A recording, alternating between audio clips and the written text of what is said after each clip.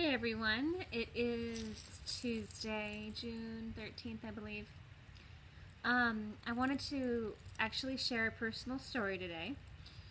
Those who don't know me well, I guess you don't really know what I do, you know that I teach yoga, which is a big part of what I do. But actually, the other part of what I do is generically speaking, I'm a life coach, okay? Um, I like to call myself a mentor, and what I teach isn't just general coaching, but I've spent 20 years studying quantum physics, the occult, metaphysics. So, what I teach has more to do with learning how to pattern break and mastery. So, if you want to master your reality, that starts with you, okay? And I'm always the first guinea pig in any project. And, it's interesting because one thing that I tell all my students, and this is really important, is that when you're trying to let go of an old pattern, right, you become aware of the pattern, you've identified it, you stop identifying with it, okay? And then over time, you kind of feel yourself moving away from the old you, which is good. But 99.9% of the time, our patterns are so deeply ingrained in us that they don't go down without a fight. Whatever the old wiring is in our system, our belief systems, our cellular chemistry, it doesn't go down without a fight. So I warn people, I'm like, look, you might go 6 days, 6 weeks, 6 months without, wanting to give into old habits, without wanting to feel defeated, or without wanting to have a drink, or whatever the habit may be. But beware, there will come a time where the body is going to go through withdrawals and you're going to feel some sort of tendency to relapse. Now, even if you have addictive behavior tendencies, so even if you like to take pills or drink alcohol or go gambling, okay, that's always a distraction to the emotion. So if we remove the distraction, we now deal with the emotion. So we're dealing with the emotions, and we're getting really good at managing them. And then all of a sudden, right, out of nowhere, we end up in a situation where we can't tell if it's our thoughts or our feelings that start first half the time, but we know we feel like shit, right?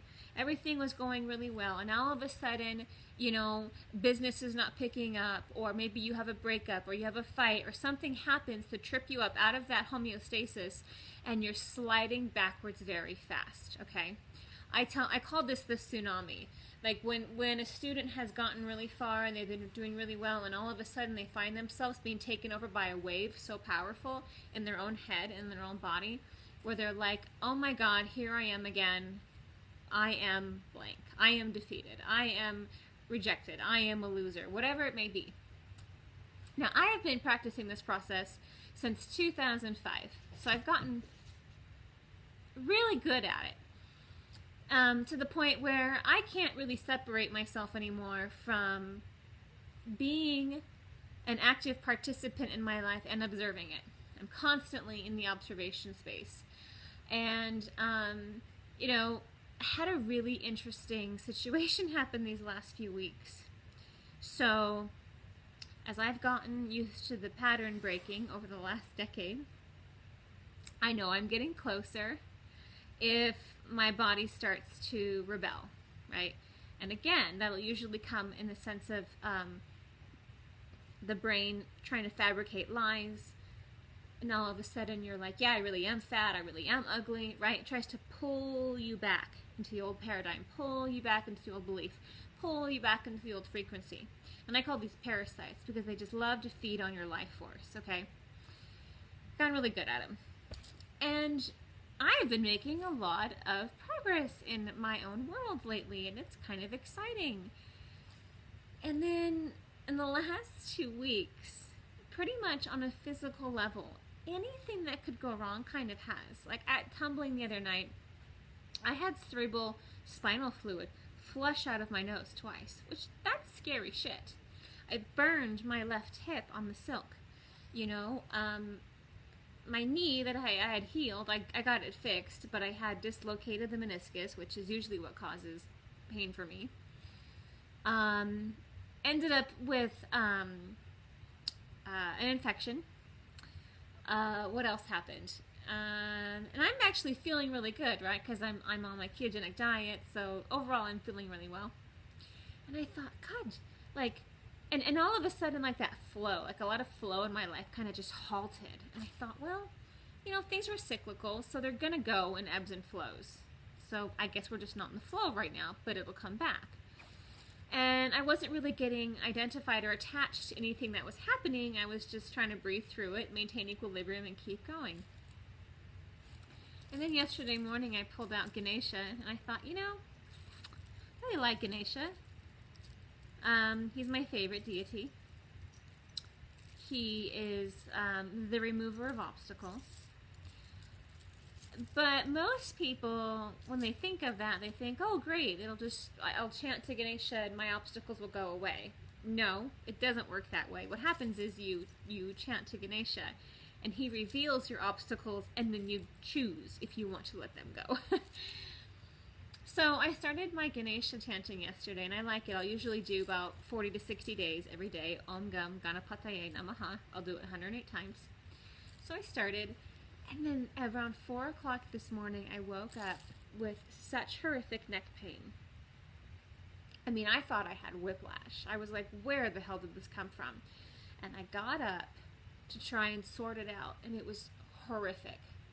So then I got up to use the restroom, and on my way back to my bed, I just felt this shooting pain up into my skull, and I got nauseous, and I actually had to bear down, and I ended up on the floor, breaking out in a sweat, and I thought, oh my gosh, like, what is going on?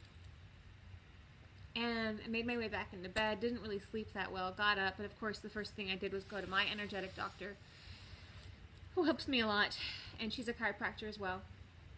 And no whiplash. No, I had, I forgot what the medical term is for a kink in your neck, but I had slept awkward.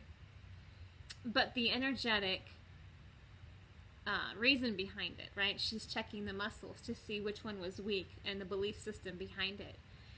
And I've been trying to move through an old pattern in my life, right? For a while, and I've had some situations come up that have really kind of threatened me moving through and having that breakthrough. And here I start chanting Ganesha, and you know, everything is falling apart. And on the way to Nicole's office, I thought to myself, oh my God, my body is not revolting emotionally anymore. It's just trying to trip me up. That's like, there's an old part of me, there's an old imprint in my subconscious that is still so identified with who I used to be, that if I keep making breakthroughs now, right, that ego part of me has to die. And I thought, this is insane, we have to clear it, because I'm going to keep waking up with kinks and, you know, knee injuries and, you know, whatnot. But you know, I mean, and I'm just giving you the tip of the iceberg. The last 2 weeks have been crazy for me. But, you know, it hit me. I was like, this is, like, I am attracting obstacles because my higher self is trying to ask me, are you really ready to let go of the barriers? Or are you going to fall back into your old ways? And this is a new one for me because, like I said, I'm used to feeling the subtle mind shift, and the next thing I know I'm depressed. Like, that's you know, one that I'm very familiar with, but it's never ever ever shown up in my physical reality like this, to where, like, I am projecting unconscious shit to paralyze myself. I mean, literally, that's what's been happening over the last 2 weeks. And I haven't been falling for it consciously, but wow. So we did a lot of clearing on that today, and I'm grateful because, you know, I am not who I used to be, and I sure as hell don't have the time or the energy or the financial means to sit around and throw myself pity parties. So, you know, I wanted to share my personal story. I have tons of them, but I wanted to share that one because anytime you go to make really big changes in your life, I mean, you can almost count on this being part of the progress. If everything falls apart, guess what? It's working. I mean, if everything comes unglued, you're on the right track. Like, I know it doesn't seem that way, but the truth is, that's a sign that it's working, right? If you're now battling the old you, that old you has to put up a bigger fight to try and keep you hostage. And so that's a good sign. That means you're making progress. But I've never experienced it in this way before. It's always been emotionally. It's never been like in chronic injury and other mishaps. But, you know, I guess the ego is just that clever. It will always find another way to try and trip you up. And I've learned that one for sure. So anyway, I just wanted to share that. And so that way, if you're in a situation in your life where you're trying to make changes and it looks like things are falling apart, that's a good sign. Or if you just want to make changes and you don't know how and you want to get started, then I'm also always available. That's what I do. I love teaching yoga, but I also really love the mentoring process. Anytime people have breakthroughs, it's incredible. So anyway, that's all, folks. Have a really good night. Bye.